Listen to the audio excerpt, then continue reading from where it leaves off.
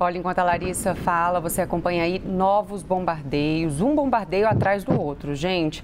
E nessa região aí, na faixa de Gaza, já há 4.127 mortos. Assim, os números não param de aumentar e com certeza vão aumentar ainda mais. O Américo continua com a gente. Américo, o governo brasileiro tem encabeçado uma ação de repatriação, né, dos brasileiros que não vemos em outros países, inclusive outros países de primeiro mundo. O Brasil tem disponibilizado aí voos da FAB, o ministro da Defesa já disse, inclusive, que vai disponibilizar quantos voos forem necessários para repatriar todos os brasileiros que quiserem sair da zona de conflito. E o mesmo a gente não vê por parte de outros países, como, por exemplo, Estados Unidos e Inglaterra.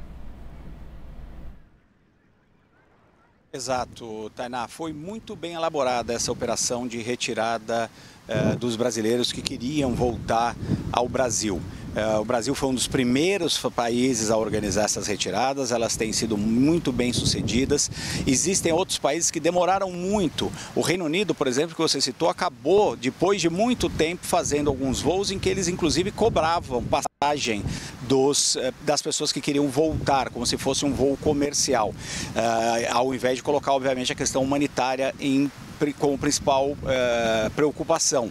A gente tem alertado e falado desde o começo da nossa cobertura aqui na CNN que a grande preocupação, no final das contas, é sempre com os civis, com a questão humanitária. Os civis israelenses que foram brutalmente atacados por esses radicais do Hamas, esses reféns que estão nas mãos do Hamas, que é um crime de guerra, os civis no lado palestino, os civis que ficaram presos aqui. Então foi uma operação muito bem organizada do governo brasileiro de retirada dessas pessoas e conseguiu levar um número bastante significativo. Também bem organizada o envio de ajuda humanitária para entrar em Gaza. É necessário que se mande ainda mais dessa ajuda.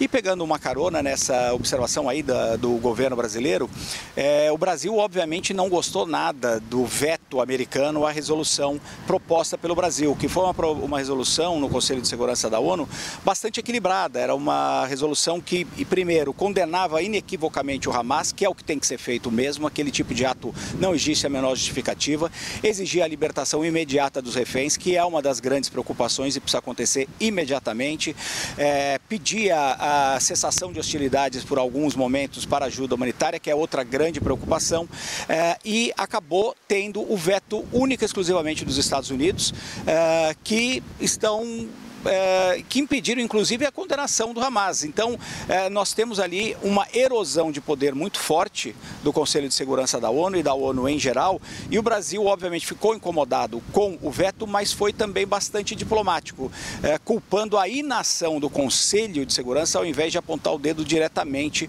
aos Estados Unidos. Mas como o dialeto aí do diplomatês, né, o dialeto diplomático é cheio de detalhes, os americanos entenderam o recado, perceberam que o Brasil não gostou nada, mas é a posição americana, eles têm direito de veto, os outros têm direito de voto, eles têm direito de veto, os 5 com assento permanente.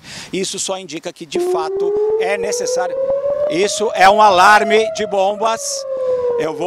Peço licença, vou me deitar aqui porque é um ataque aéreo iminente. Vá, Américo, vá. Por favor. Gente, o Américo está conversando com a gente ao vivo, direto de Israel. Acabou, você ouve agora uma sirene, né, um alerta de bomba. Então a gente se despede do Américo, ele vai ir para um lugar seguro nesse momento. E depois, assim que a gente conseguir, a gente retoma o contato com ele. Também me despeço da Larissa Rodrigues, que estava conversando com a gente. É impressionante, né, gente? A gente acompanhando a guerra acontecendo ao vivo, aí um alerta acontecendo nesse momento em Tel Aviv, em Israel. Tivemos que interromper a nossa conversa com o nosso analista de internacional, Américo Martins, que está em loco. Olha só, vou fazer silêncio para você escutar como é o alarme.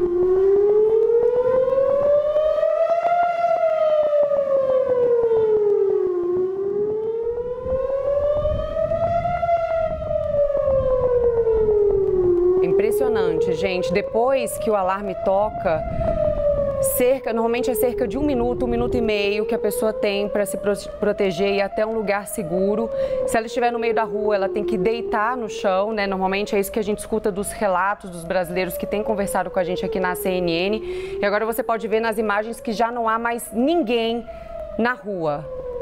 A sirene tocou e as pessoas imediatamente vão se proteger. E aí, normalmente, quando chega algum foguete, tem algum bombardeio por parte do Hamas contra Israel, imediatamente o Domo de Ferro atua e já registramos também inúmeras explosões no céu, né, que é quando o Domo de Ferro está interceptando esses foguetes que são enviados pelo Hamas. Tá aí, gente, essas imagens são ao vivo de Israel. Depois nós conversamos um pouquinho mais com o Américo e que ele esteja em segurança nesse momento.